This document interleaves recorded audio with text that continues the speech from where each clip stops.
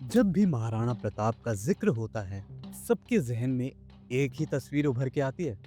चेतक, वो वफादार घोड़ा जो अपने मालिक के लिए जान तक दे गया।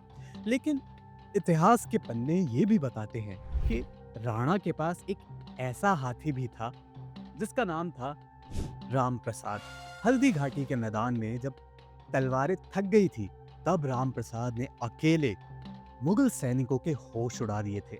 कहा जाता है कि हल्दी घाटी के मैदान में राम प्रसाद अकेले मुगल सैनिकों को ऐसा मुकाबला दे रहा था जैसे एक पूरी फौज लड़ रही हो।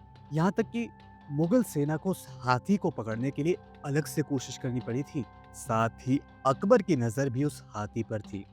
राम प्रसाद बड़ा ही ताकतवर हाथी था, लेकिन ये जो बातें उसके बारे में कही गई हैं, क्या ये सच है? आइए मुंतखब उत तवारीख के अनुवादक श्री हरीश चंद्र तलरेजा, जिन्होंने पहली बार इस किताब का हिंदी में अनुवाद किया है, उनसे जानते हैं। हाँ, हाथी अकबर को पसंद था, सुना होगा। महाराणा प्रताप से था, मांगा भी था एक दो बार, लेकिन महाराणा प्रताप कहाँ देने वाले थे? अपना हाथी क्यों देते उसको? उनके माते थोड़ी थे कि उनका हुक्म मानते। हाँ, वो यूं हुआ कि हल्दी घाटी के युद्ध में हाथियों को भी टक्कर, महाराणा प्रताप ने हाथियों को आगे कर दिया था, क्योंकि हाथी उनके बहुत जो है रौंद रहे थे। इनकी बादशाह अकबर के हाथी जो थे वो बहुत हमलावर हो रहे थे, तो महाराणा प्रताप ने अपने हाथियों को आगे कर दिया।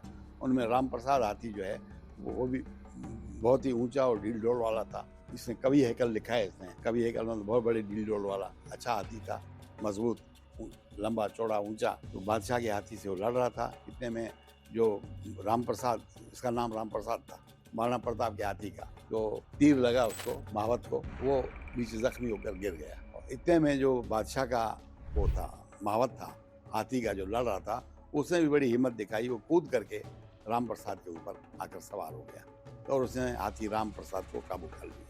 उसके बाद उसकी ड्यूटी लगाई गई अब्दुल कादिर बदायूनी के खुद 300 सिपाही साथ में लेके गया है।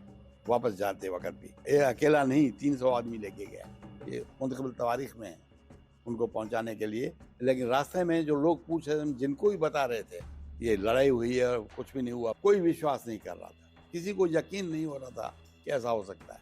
ये खुद उसने लिखा है अब्दुल कादिर बदायूनी ने मुंतखब तवारीख में। भाई किसी को यकीन नहीं हो रहा था ऐसा भी हो सकता है कि महाराणा प्रताप हार गए हो। हारे वैसे ही हारे नहीं थे। यूं समझिए कि युद्ध जो है विड्रा हो गया था। विड्रा कहना चाहिए अपने को, अपने आप। दोनों फौजें निढाल हो गई थी। आइए जानते हैं, जब दरबार में अकबर ने राम प्रसाद को देखा तो बदायूनी से क्या कहा। हाँ, अकबर ने उसका भाई बहुत अच्छा, बड़ा अच्छा काम किया है, खुश हुए देख करके। और तुम क्या वहाँ कैसे लड़े थे, कैसे लड़े? उसने बताया, सब मैं क्या लड़ूँ, क्या झूठ क्यों बोलूँगा आपके सामने। मेरे पास तलवार थी, एक ज़रा बख्तर थी, मैं भी लड़ा वहाँ। और ये हाथी जो है, मुझे मेरी ड्यूटी लगाई गई है, मैं ले आया हूँ आपके यहाँ। बोले क्या नाम है इस हाथी का? बोले साहब इसका हाथी का नाम राम प्रसाद है। बोले भाई इसका नाम अब पीर प्रसाद होगा, राम प्रसाद नहीं होगा, क्योंकि पीरों की रहमत से, पीरों की दुआ, पीर की दुआ से ये हमें हासिल हुआ है, तो इसका नाम जो है पीर प्रसाद। और मुझे अब्दुल कादिर बदायूनी कहता है कि अकबर बादशाह के सामने अशरफियों का ढेर लगा हुआ था, मुट्ठी भर के मुझे उन्हें इनाम में वो अशरफियाँ दे दी, और जिसकी तादाद 96। इतिहास की ऐसी और दिलचस्प कहानियां जानने के लिए आप पढ़ सकते हैं पहली बार हिंदी में ट्रांसलेट हुई मुंतखब उत तवारीख, अब Amazon पर, सिर्फ आपके लिए।